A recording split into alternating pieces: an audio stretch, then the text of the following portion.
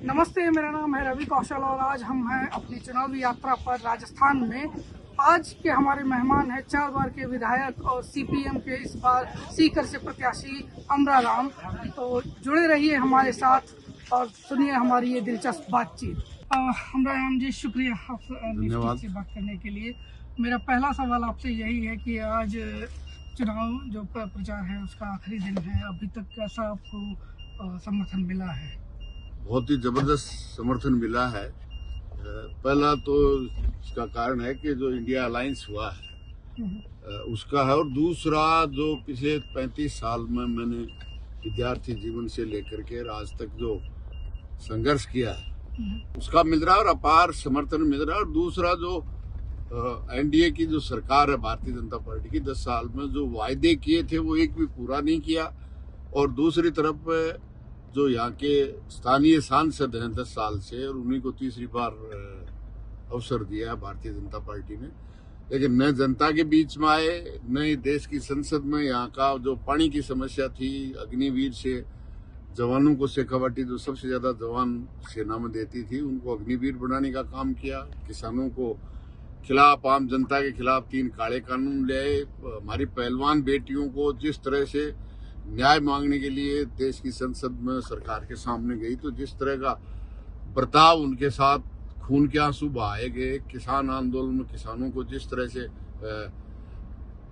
माओवादी, आतंकवादी, किस किस शब्दों से न ही नवाजा, एक शब्द भी आम जनता के मतदाताओं के पक्ष में बोलने की बजाय सरकार के साथ खड़े रहे, तो इन सब का हिसाब चूकता जनता करेगी। एक सवाल जो है वो ये है कि आपका मुकाबला किससे है? समीकरण सरस्वती से है या प्रधानमंत्री मोदी से है? क्योंकि भाजपा के कई लोग जो है वो ये कह रहे हैं कि आप ये भूल जाइए कि आपका जो प्रत्याशी है वो कौन है और मोदी के नाम पे आपको वोट देना है। क्या कहेंगे आप? अब मोदी का नाम भी फिस्टी हो गया। अच्छा। मोदी 15 लाख दे रहे थे, आमदनी किसानों की दूनी कर रहे थे, हर साल 2 करोड़ को नौकरी और रोजगार दे रहे थे। 20 करोड़ देते तो आज कोई बेरोजगार बचता ही नहीं। 15 लाख की जगह 15 पैसे नहीं आए। तो मोदी जी ने जो आभा मंडल बनाया था वो सब ध्वस्त हो गया। वो उम्मीदवार के रूप में भी और सरकार के रूप में भी एक भी कदम आगे बढ़ने की बजाय पीछे हटने का काम किया है।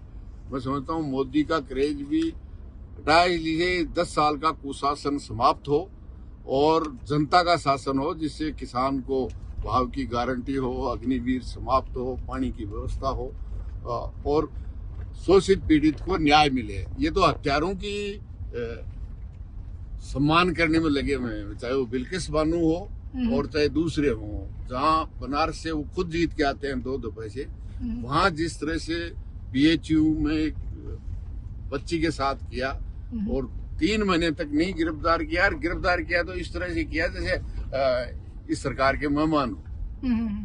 बहुत सारे लोगों का सवाल ये है कि जो सीपीएम का अगर हम सफर को देखें राजस्थान में, तो सीपीएम ने अपनी जगह जो है वो बीजेपी से लड़के भी बनाई और कांग्रेस से भी लड़के बनाई। फिर ये समझौता कैसे?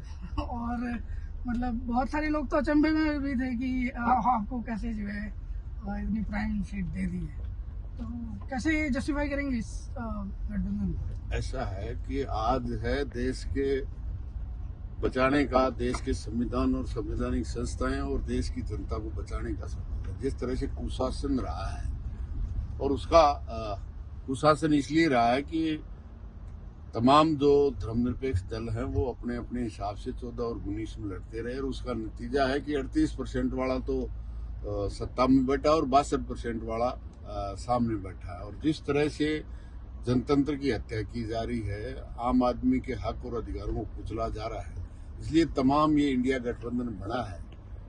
और उसमें कांग्रेस सबसे बड़ी पार्टी है और बाकी तमाम दल हैं वो सब मिलके लड़ेंगे। तो मैं समझता हूँ इस कुशासन को समाप्त करेंगे और जनता के हक और अधिकारों का शासन बनेगा। ये ही सबसे बड़ी बात है उसका। और इसका फायदा सीपीएम तो एक जगह वोट लेगी, लेकिन 24 जगह इंडिया गठबंधन को और विशेष तौर से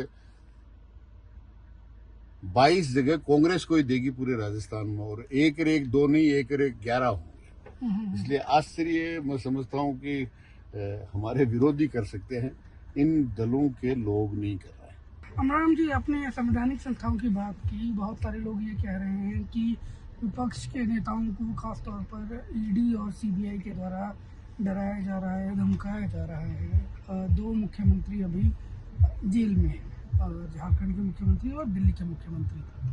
तो एक सवाल अक्सर उठता है कि क्या आपको मतलब डर नहीं लगता कि कल को ये संस्थाएं आपके पीछे भी आएंगी? नहीं, कम्युनिस्ट पार्टी के पास तो ईडी सीबीआई क्या करेगी? इस देश में सबसे पाक साफ है तो कम्युनिस्ट पार्टी है, तो जनता के हक और अधिकारों के लिए लड़ती है, उनके पैसे से चुनाव लड़ती है। लेकिन जिस तरह से ईडी सीबीआई का उपयोग और संस्थाओं का जिस तरह से दुरुपयोग और संस्थाओं को समाप्त करने की, आप चुनाव आयोग में देखिए, अब पहले चीफ जस्टिस, अपोजिशन का नेता और प्राइम मिनिस्टर मिलके कमेटी थी, वो चुनाव आयोग को तय करती थी। अभी चीफ जस्टिस को हटा दिया, सरकार के प्रधानमंत्री होंगे, एक मंत्री नॉमिनेट होंगे और एक प्रतिपक्ष का होगा। इसका मतलब भारतीय जनता पार्टी का चुनाव आयोग होगा। जिस तरह से चंडीगढ़ के मेयर के चुनाव में आपने देखा है किस तरह से जनतंत्र की हत्या कर रहे हैं, किस तरह से अपने लाभ के लिए चुनावी बॉन्ड लाकर करोड़ों रुपया उनसे लिया है जो इस देश की जनता के साथ खिलवाड़ कर रहे हैं। पाकिस्तान की कंपनी से ले लिया, दवाओं के सैंपल जिनके फेल हो गए उनसे ले लिया, ये कोरोना में टीका लगाया उससे करोड़ों रुपया ले लिया। हर तरफ से उनको तहस-नहस करने का काम किया, और ये देश के सर्वोच्च न्यायालय ने कहा कि ये गैर कानूनी, गैर संवैधानिक चुनावी बॉन्ड योजना थी, काले धन को सफेद धन। वो कह रहे हैं कि हमने पारदर्शी, तो 2000 रुपए भी कोई पॉलिटिकल पार्टी 2000 या 2000 से ज्यादा लेती है तो चुनाव आयोग और इनकम टैक्स को हिसाब देना पड़ता है। और चुनावी बॉन्ड है जिसमें न देने वाले को हिसाब देना है और न लेने वाले को हिसाब देना है, तो इससे ज्यादा भ्रष्टाचार को शिष्टाचार और क्या करेंगे। अभी प्रधानमंत्री फंड है, उसका भी हिसाब देने की जरूरत नहीं है। मतलब हर काम गैर कानूनी तरीके से कर रहे हैं। इसलिए ईडी सीबीआई का भी जिस तरह से दुरुपयोग किया, मतलब जिन पे इन्होंने 70 हजार करोड़ रुपए का घोटाले का आरोप लगाया, आज वो उनके साथ से डिप्टी चीफ मिनिस्टर बड़े महाराष्ट्र में बैठे हैं, जिनके खिलाफ करोड़ों रुपए के घोटाले का लगाया, आसाम का चीफ मिनिस्टर बना हुआ बैठा। मतलब उनके साथ चला जाए तो भ्रष्टाचारी शिष्टाचारी हो जाता है, और विरोध करता है वो सब भ्रष्टाचारी देशद्रोही हैं, उनको पकड़ के जेल में डालने का काम कर रहे हैं। जो उनके नीति का खिलाफ करेगा उसको जान से मारने की कोशिश करते हैं। नहीं, लेकिन इसमें एक और जो चीज़ है कि प्रधानमंत्री ये कह रहे हैं कि हम इलेक्टोरल बॉन्ड इसीलिए लाए थे कि चुनाव जो है चाहे पैसा किसी को भी मिले साफ तरीके से हो और पता चले कि पैसा कहाँ से है। ये सुप्रीम कोर्ट के आदेश से पहले पता था किसको किसने कितना पैसा दिया है, अब पता लगा। पता था पाकिस्तान की एक कंपनी से पैसा लिया है, जो बीफ का व्यापार करते हैं उन कंपनियों से पैसा लिया है चुनाव बॉन्ड।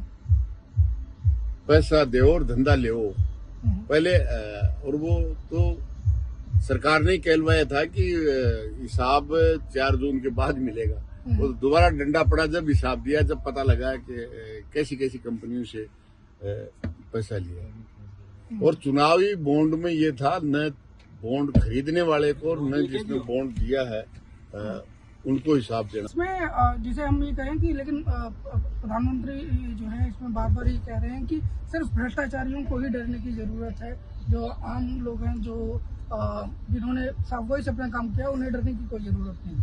सबसे ज्यादा भ्रष्टाचारी तो वही हैं, राफेल में, चुनावी बॉन्ड में। मतलब देश का सर्वोच्च न्यायालय कह रहा है गैर कानूनी है, तो इसमें और क्या बच जाता है फिर। और चुनावी बॉन्ड में न आईटी को, इनकम टैक्स को, देने वाले को न लेने वाले को हिसाब देना पड़ रहा है। क्योंकि 2000 रुपए को चंदा लेता है तो 2 जगह हिसाब देना पड़ता है राजनीतिक दल को, एक इनकम टैक्स में और एक चुनाव आयोग में। तो इससे ज्यादा और क्या होगा।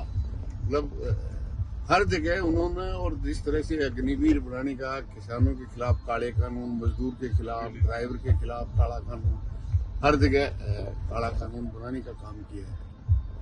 तो आप बार बार अग्निवीर योजना को लेकर बात कर रहे हैं। एक चीज़ हम आपसे समझना चाह रहे थे, आप लगातार प्रचार में हैं, लोगों की क्या शिकायतें हैं अग्निवीर को लेकर जब आप जा रहे हैं? बहुत बड़ी शिकायत है युवाओं की। मतलब आप देखिए, पहले सेना में भर्ती होता था, 18-20 साल नौकरी करता था, पेंशन मिलती थी, एक्स आर्मी मैन होता था, और यहाँ भी सिविल सर्विस में भी उनको रिजर्वेशन था। अग्निवीर को 18 साल में भर्ती होगा, 22 साल में घर आ जाएगा, न पेंशन है, न एक्स आर्मी मैन है, और दुश्मन की गोली से शहीद भी हो जाएगा तो शहीद का दर्जा नहीं। और क्या कर सकते हैं ये?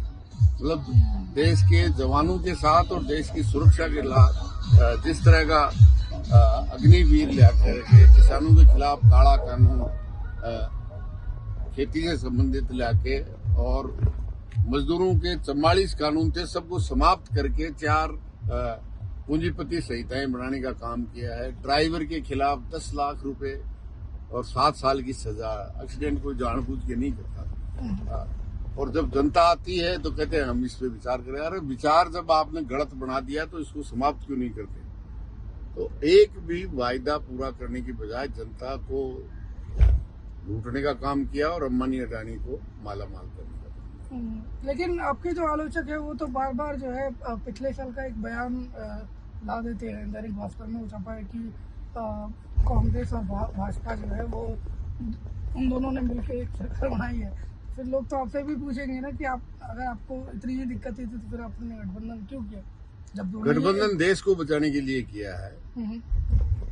सवाल ये, देश बचेगा जब पार्टियां बचेगी ना, जनतंत्र बचेगा जब है। चंडीगढ़ में नहीं देखा आपने जिस तरह से मर्डर ऑफ डेमोक्रेसी की है? तो आज तो ये तो शुरुआत है, ये तो टेलर है, फिल्म अभी बाकी है। वो 400 का नारा इसलिए ही दे रहे हैं कि इस संविधान को समाप्त करके मनुस्मृति को लागू कर दे। तो क्या बचेगा फिर? मतलब देश बचेगा, जनतंत्र बचेगा, देश का संविधान बचेगा जो देश के हर नागरिक को बराबरी का देते हैं। उसमें नागरिकता संशोधन कानून में उन्होंने दिखा दिया ने इस देश के संविधान की आत्मा को मारने का काम किया है। तो निश्चित रूप से इनके इरादे साफ हैं, और जो जिनके फासिस्ट आरएसएस के राजनीतिक विंग है, निश्चित रूप से उसका स्थापना से लेके आज तक भी यही रहा है।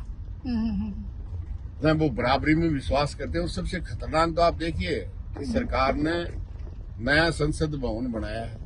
जब शिलान्यास किया, जब एक दलित राष्ट्रपति था, उद्घाटन किया जब महिला और आदिवासी महिला थी, चाहे वो राम मंदिर का तथाकथित प्राण प्रतिष्ठा हो, दोनों को नहीं बुलाया। आज भी वो उनकी मानसिकता यही है, ऊंच और नीच की। शुभ काम में दलित और आदिवासी आ जाएगा तो काम अशुभ हो जाएगा। ये जो मानसिकता है, केवल राष्ट्रपति के पद पे लोगों को दिखाने के लिए, एससी और एसटी के वोट लेने के लिए। लेकिन संसद चलती है राष्ट्रपति के अभिभाषण से शुरू होती है, और जो भी बिल पास करते हैं वो कानून जब तक नहीं बनता जब तक राष्ट्रपति उस पर साइन नहीं कर देता है। लेकिन संसद के उद्घाटन में तथाकथित राम मंदिर प्राण प्रतिष्ठा में वो नहीं दिखेंगे। दिखेंगे अंबानी अडानी, बड़े बड़े सिने स्टार, अरबपति। कोई भी किसान, गरीब, दलित, आदिवासी नहीं दिखेगा। और उसमें भी जिस तरह से हिंदू धर्म के जो शंकराचार्य हैं, उन्होंने कहा कि ये गैर कानूनी है, केवल और केवल अपने वोट राजनीतिक स्वार्थ सिद्धि के लिए किया जा रहा है। अधूरे मंदिर की प्राण प्रतिष्ठा का काम किया जा रहा है। और जो कोई भी हिंदू धर्म में कोई भी काम किया जाता है वो जोड़े से किया जाता है। आप देखेंगे कि उस प्राण प्रतिष्ठा में जितने भी थे, एक भी जोड़े से नहीं था। मोदी, योगी, आनंदी बेन, आरएसएस का मोहन भागवत, कौन से जोड़े से थे? तो ये तो केवल अपने राजनीतिक स्वार्थ सिद्धि करने के कोशिश है। मैं समझता हूँ उसको ब्याज सहित चुकाने का काम प्रदेश और देश की जनता करेगी।